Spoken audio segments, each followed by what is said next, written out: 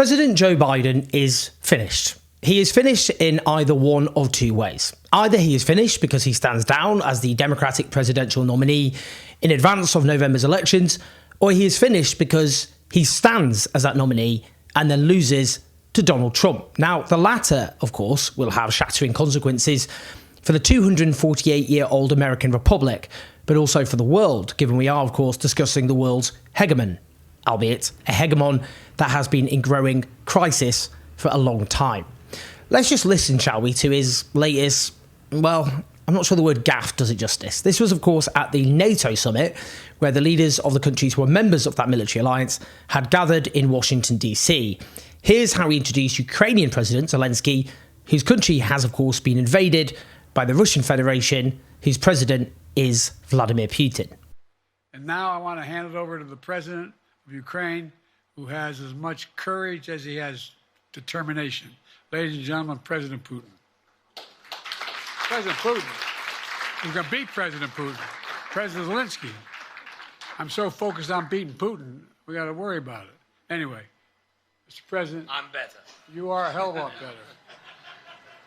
Thank you so much, Mr. President. Well, that's like being trapped in someone's nightmarish anxiety dream, isn't it? You can almost imagine his internal monologue. Don't say Putin, don't say Putin, don't say Putin. And then when he realises he has indeed said Putin, that moment, the feeling of, well, that's the worst possible thing I could have said in those circumstances. Introducing a foreign president by the name of his foe, who he is, of course, fighting an existential battle against. Not sure Whoops really does that one justice. Apparently aides at the press conference, aides, of course, of Biden, called out the Ukrainian president's name to alert him to the gaffe, although we couldn't hear that on camera. Well, clearly after that, those same aides would, I'd imagine, be rocking in the fetal position somewhere, dribbling, screaming something incomprehensible. But after this catastrophe, Biden was due to do what was described as a big boy press conference to show he was compos mentis. Let's see how that one went. I wouldn't have picked Vice President Trump to be vice president, but I think she was not qualified to be president. So let's start there. Number one. I asked someone after this happened, who hadn't heard it yet, what would be the worst possible thing for Biden to describe Vice President Kamala Harris as? Who would he call her by accident? And obviously they replied, well, Trump. Yeah, well, that's where we are at. There were other gaffes, for example, including he said he was following the advice of his commander-in-chief on military assistance to Ukraine. He is the commander-in-chief, he's the president, so he corrected that to the chiefs of staff of the military, Secretary of Defence, intelligence people. Well, look, I mean, Donald Trump clearly finds this all deeply amusing, posting on Truth Social, his weird social media network. Crooked Joe begins his big boy press conference with, I wouldn't have picked Vice President Trump to be vice president, though I think she was not qualified to be president. Great job, Joe. Well, just in the interest of accuracy, he was actually misquoting Biden there. But in any case, the far-right demagogue who, let's be honest, has every chance of taking the White House in, less than 4 months, is clearly having fun. And so Biden was asked about it. Respectfully, earlier you misspoke in your opening answer. You referred to Vice President Harris as Vice President Trump. Right now, Donald Trump is using that to mock your age and your memory. How do you combat that criticism from tonight? Listen to him. This concludes tonight's press conference. Thank you, everybody. Listen to him. That was Biden's response. Not the best clapback, if we're frank. Not sure what it's supposed to mean. Presumably it means, well, he can talk, I guess. I'm guessing. But here's the problem. For a lot of the press conference, Biden was reasonably fluent. I should say the bar was on the floor. This was not some great performance. These disasters, obviously, aside. But that strikes me as the worst of all worlds. He appears in public and has some cut-through catastrophic gaffes, enough to solidify the impression among the US public that he does not have the capacity to be president, and indeed that he is in decline, i.e., if he's bad now, where will he be at in a year, given he is supposed to serve a 4-year presidential term. But the rest of it was reasonable enough to the degree where it stops him from being definitely driven out the race. Indeed, as the New York Times' Jonathan Swan reports, people close to Trump are thrilled about Biden's solid enough performance. It was strong enough, they perceive/hope, to keep his candidacy alive. They foresee a landslide with Biden as their opponent and rather not have anything happen to introduce risk, change, or uncertainty. The status quo is their clear preference, even if they hardly fear Kamala Harris. That, of course, is the vice president Kamala Harris, not Trump. Indeed, Biden's cheerleaders have come out fighting. For example, one leading Democratic influencer tweets, "Bad news for many pundits and reporters. This has been a great presser for President Biden. His answers have been deeply informed, nuanced and assertive. He sounds like a commander-in-chief who can see the whole board and knows the right moves. Devastating for his critics." Blimey, it's like a death cult lining up to cheer jubilantly behind this man as he marches off the cliff with the United States in tow.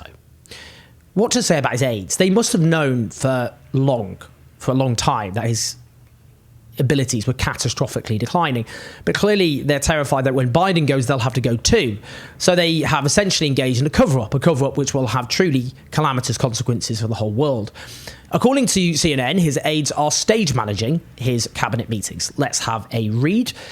Back in Washington, there have been clear signs throughout his term of Biden being increasingly stage managed with lists of talking points, names of questioners and drawings of where he should walk presented to him by aides. Ahead of closed-door cabinet meetings that Biden attends, it is customary for cabinet officials to submit questions and key talking points that they plan to present in front of Biden ahead of time to White House aides, two sources with direct knowledge told CNN.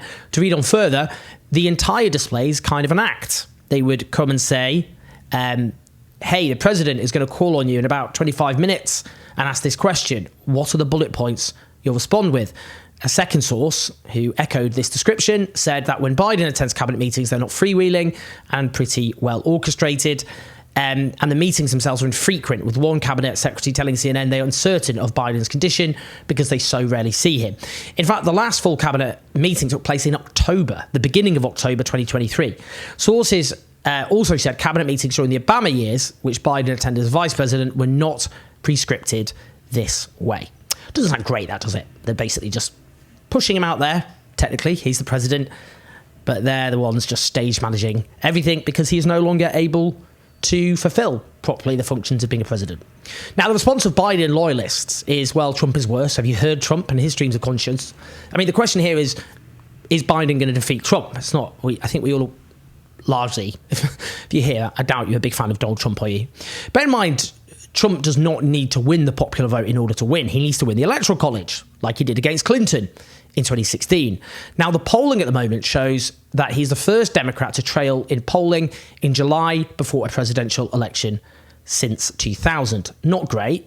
Now, we know, of course, Hollywood actor George Clooney, one of the Democratic Party's biggest fundraisers, penned this opinion piece for the New York Times calling for Biden to stand down. He lavished Biden with praise, clearly worded to try and be diplomatic. Don't try and humiliate him.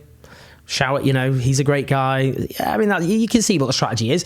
But referred to his interaction with Biden at a recent fundraiser in Los Angeles, in which he said, "It's devastating to say it, but the Joe Biden I was with 3 weeks ago at the fundraiser was not the Joe big effing deal Biden of 2010. He wasn't even the Joe Biden of 2020. He was the same man we all witnessed at the debate. Was he tired? Yes. A cold? Maybe. But our party leaders need to stop telling us that 51 million people didn't see what we just saw."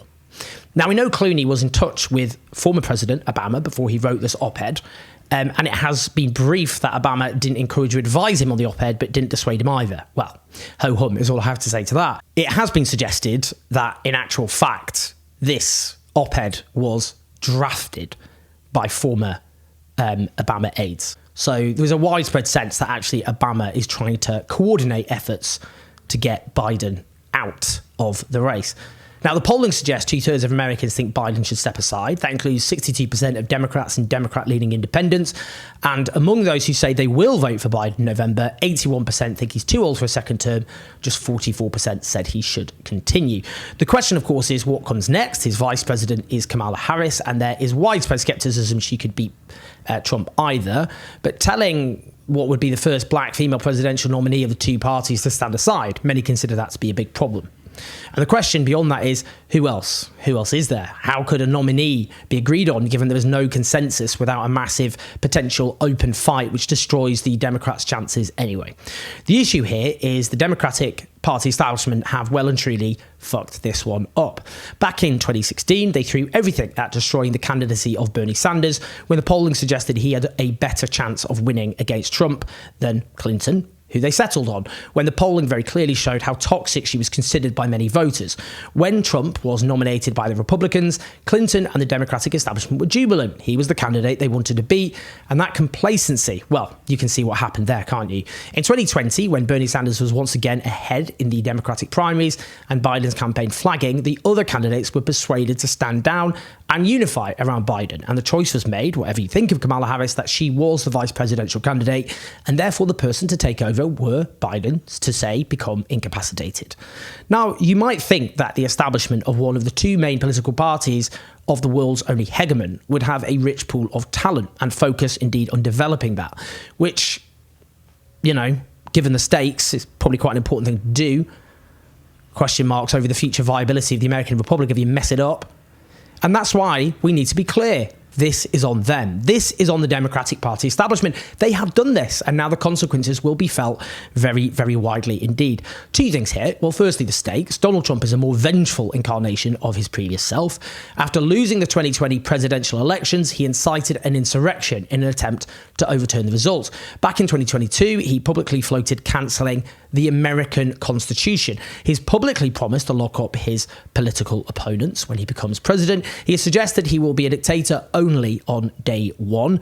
Well, the fact he's even discussing that. He said he will take over Washington if he wins in November, suggesting he'll take power from local officials there to run the city, which is an overwhelmingly, of course, Democratic city. The former chair of the US Joint Chief of Staff, Mark Milley, warned that President Trump, who he served, was a wannabe dictator. He has threatened to investigate critical media organisations on the grounds of treason. He has a Conservative majority in the Supreme Court on his side. It's notable, actually, he's just been meeting up with Orban, the leader of Hungary, who himself led a formerly so-called centre-right political party, Fidesz, which became radicalised in power and has turned Hungary into a quasi-dictatorship. Another final point, though. Many are lauding Joe Biden as a decent man who just needs to do the right thing. Well, let's be clear here. Joe Biden is not a decent man. He's one of the great monsters of our time.